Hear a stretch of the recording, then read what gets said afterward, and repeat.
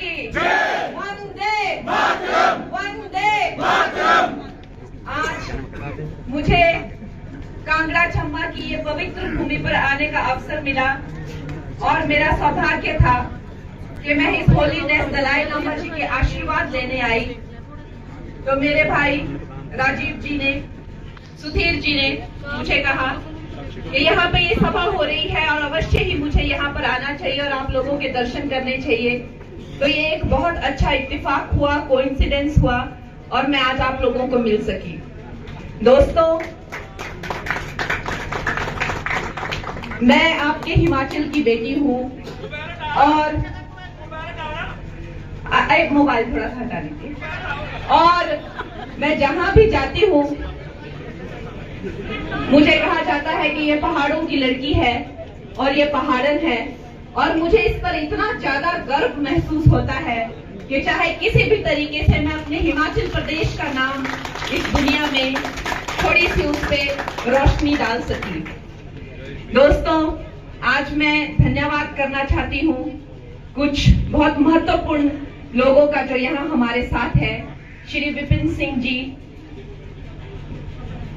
श्री सुधीर शर्मा जी, श्री राजीव भारद्वाज जी, श्री पवन काजल जी, हमारे यशस्वी श्री जयराम जी, श्री चंद्रभूषण, श्री संजय शर्मा जी, श्री राकेश शर्मा जी, श्री सचिन शर्मा जी,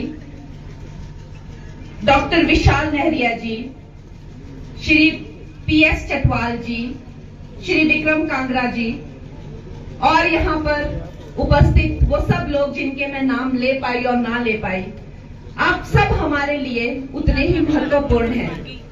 दोस्तों, लोकसभा के चुनावों की घोषणा हो चुकी है।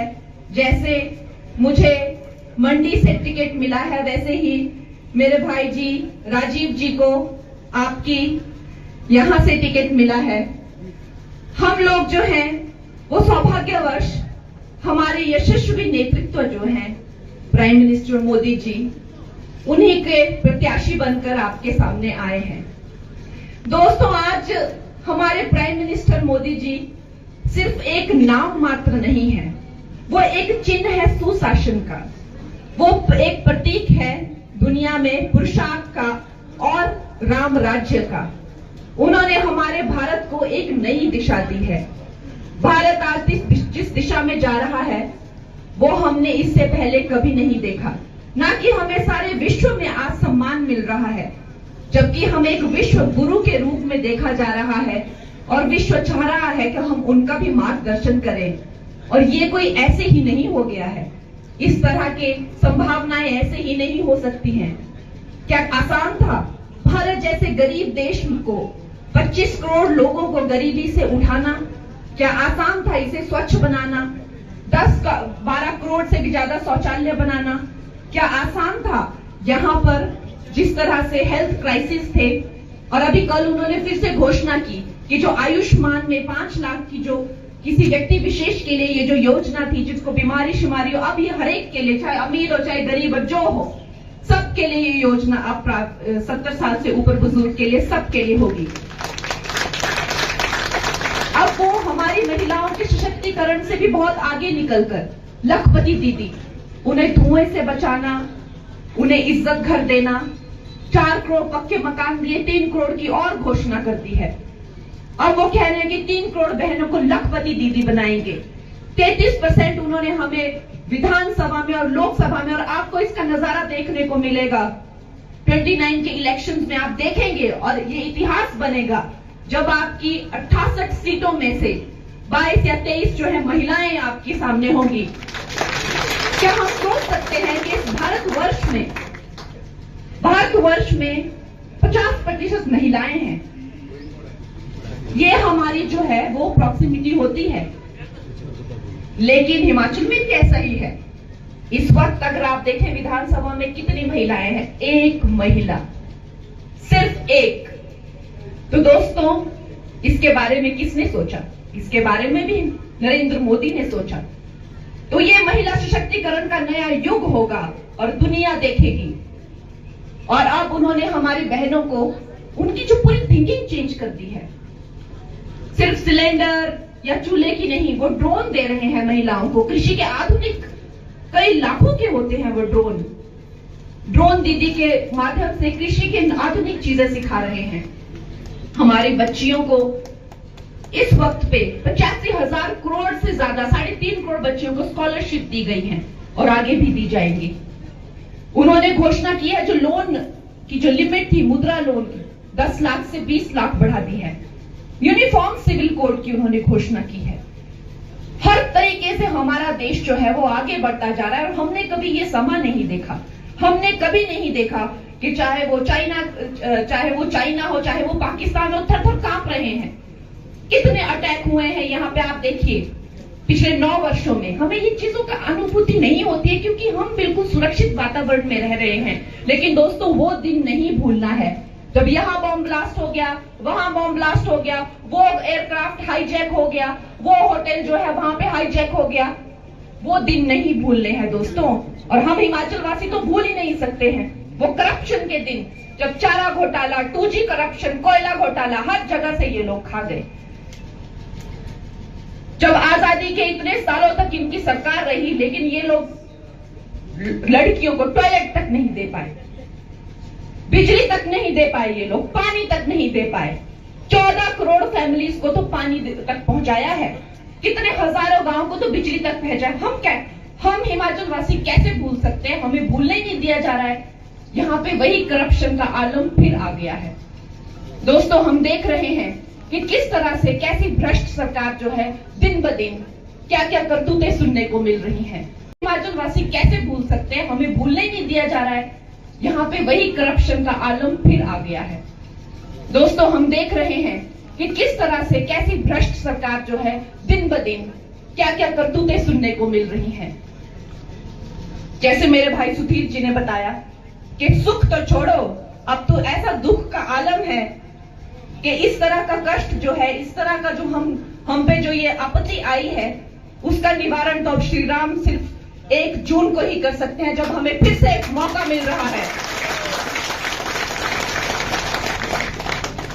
ऐसे एक कुबुद्धि है कि मुझे पूछते हैं कि इतनी त्रासदी आई हिमाचल में तो तुम कहां थी?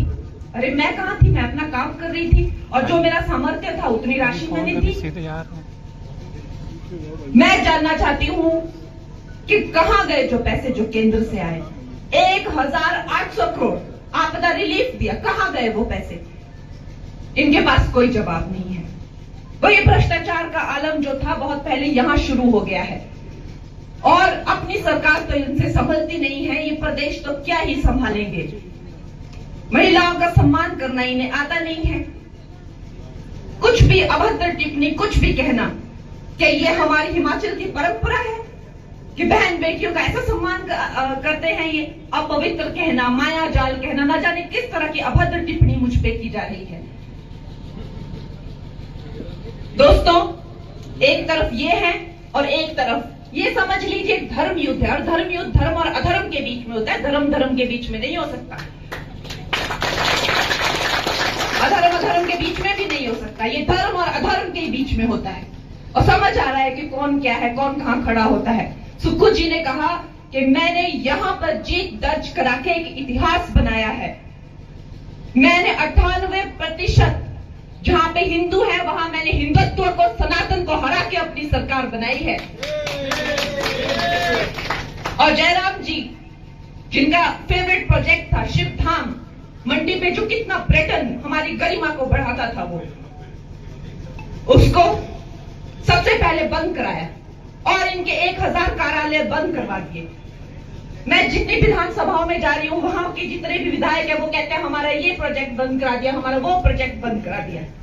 ये कोई तरीका होता है? और देखिए हमारे नेतृत्व की बातें देखिए, चाहे कोई भी हो, जो भी हो, कभी हमारे प्राइम मिनिस्टर अपना दिल छोटा नहीं करते इस भारत की जनता के लिए। चाहे वो ट्रिपल तलाक हो, चाहे वो आयुष्मान योजना हो, कभी वो जाति पूछकर किसी को कोई लाभ नहीं देते हैं, कभी वो पार्टी पूछकर कभी किसी को लाभ नहीं देते हैं। इनका ये कुशासन, इनकी ये कुनीतियों से ही पूरा देश परेशान है, इसलिए अब इनका सफाया हो चुका है, खत्म है ये लोग, इनको पूरी तरह से यहाँ से हटाना है। दोस्तों आपने एक बात याद रखनी है, जब आप राजीव भारद्वाज जी के लिए वोट देंगे, वो आप मोदी जी के सुशासन के लिए वोट देंगे, वो सनातन के लिए वोट देंगे, वो विकसित भारत के लिए वोट देंगे, वो 2047 तक जो हमारे भारत का भविष्य है उसके लिए वोट देंगे आप, भारत की डेवलपमेंट के लिए वोट देंगे। और वोट देंगे आप गारंटी के लिए। जब आप सुधीर शर्मा जी के लिए वोट देंगे तो आप हिमाचल के सुख के लिए वोट देंगे और ये दुख सरकार से निकलेंगे आप। इसके साथ ही जय श्री राम।